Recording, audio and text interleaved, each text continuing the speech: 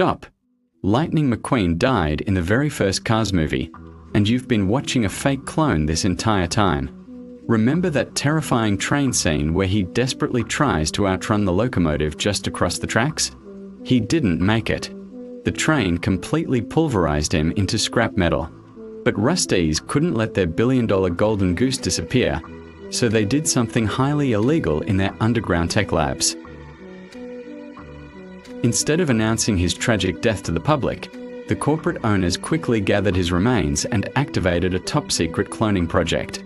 They copied his engine codes, cloned his mechanical DNA, and manufactured an identical replica.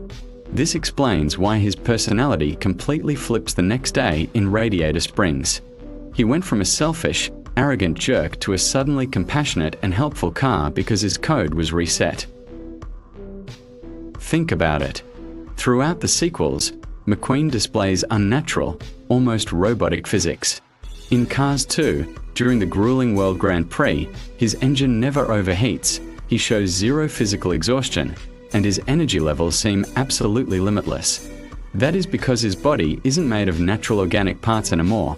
He is a synthetic, laboratory-built machine engineered strictly to win races and generate massive merchandise sales. This dark clone conspiracy also solves the ultimate mystery of Doc Hudson's sudden disappearance. Doc was an expert mechanic and a legendary racer. When he was repairing McQueen in Radiator Springs, he discovered hidden laboratory serial numbers and corporate barcodes stamped deep inside McQueen's chassis. Doc realized the real Lightning was dead. To keep this dark secret safe, the Rusties Corporation had to permanently silence Doc Hudson. The terrifying catch with clone machinery is that synthetic metal structures always suffer from rapid cellular degradation over time. This is exactly what we witness in Cars 3. McQueen suddenly loses his top speed for no logical reason, falling drastically behind the younger generation.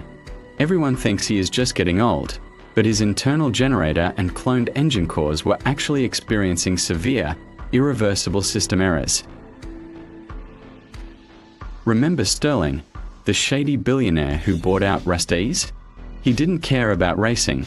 He wanted control of the company's secret cloning facilities. Sterling knew McQueen's current clone body was reaching its expiration date. His true plan was to lock McQueen inside that high-tech simulator room to fully download his genetic racing algorithms before his systems completely collapsed, transferring his mind into a brand new body. Enter Cruz Ramirez. She wasn't just a regular trainer. Cruz was actually the very first prototype of Sterling's next-generation superclone project. She was assigned to McQueen to closely study his psychological triggers and mimic his exact movements. Her electronic bracelets and restrictive training methods were designed to suppress McQueen's original consciousness, while her advanced background system slowly extracted his entire legendary racing data. During the final Florida 500 race, McQueen makes a sudden decision to pull out and put Cruz Ramirez in his place. This unexpected move completely breaks the corporate algorithm. Sterling wasn't angry because he lost a racer. He smiled because his new prototype was finally hitting the track. The moment Cruz enters the race, she flawlessly executes Doc Hudson's legendary wall flip. A rookie could never do that without cloned muscle memory. Jackson Storm goes completely chaotic when Cruz takes over because his simulation data only accounted for McQueen's specific clone version. Storm tries to violently smash Cruz into the wall. This wasn't standard racing aggression. This was a corporate assassination attempt. Storm's internal AI was ordered to destroy any Rusties asset that threatened the status quo. But organic physics beat the digital system, and Cruz won the race. The moment Cruz wins, Tex Dinoco rushes in to buy out the entire team. Why? Because the corporate mafia realized they couldn't destroy McQueen's legacy directly. If you can't destroy your enemy, you buy them. At the end of Cars 3, McQueen is painted in Dinoco blue, wearing Doc Hudson's old number. He thinks he won his freedom, but he is trapped. The Dinoco Corporation successfully absorbed the clone program into their global empire. This dark theory completely recontextualizes the entire Cars trilogy into a dystopian sci-fi tragedy. Lightning McQueen fought so hard to remain an independent racer, keeping a small company at the absolute top. But corporate capitalism, digital sabotage, and cloning labs turned him into a corporate slave. The very system Doc Hudson fled ended up consuming McQueen, replacing him with an endless cycle of engineered replicas. There are even massive clues hidden within the Maida's Tall Tale shorts.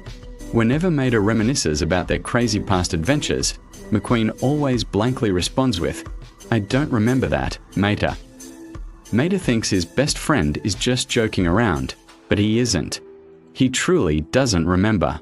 Those wild events happened to a previous clone model whose memories were wiped or corrupted before being transferred to the new body. Look closely at McQueen's design transitions across the films. His sponsors change, his decals alter, and even his eye expressions shift from deeply emotional to cold and calculated. Pixar left these subtle visual hints to show us that the hero we cheered for was replaced multiple times. Every time he suffered a massive crash, he was dragged to a blackout zone, rebuilt from scratch, and sent back out to make millions for the elites. The Piston Cup officials were entirely complicit in this massive cover-up. A dead Lightning McQueen meant billions in lost ticket sales, cancelled television contracts, and destroyed merchandising deals. The racing industry needed an immortal god on the asphalt, so they turned a blind eye to the illegal cloning.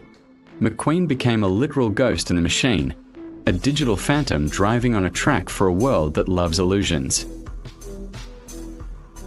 Now, when you rewatch the Cars trilogy, you will look at the opening racetracks, Sterling's fake smiles, and Tex Dinoco's massive frame with a completely different set of eyes. Pixar wasn't just telling a wholesome story about passing the torch to a younger generation.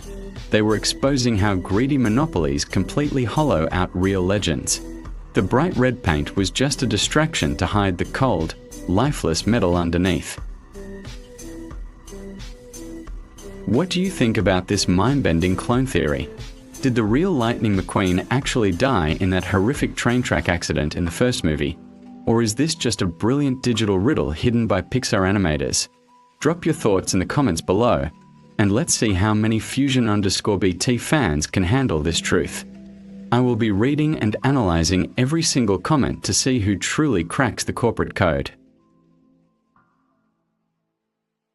If these dark cartoon conspiracies and high-retention script breakdowns are exactly what you need to dominate your feed, make sure to smash that subscribe button and leave incredible support is the ultimate fuel we need to expose the next major corporate cover-up.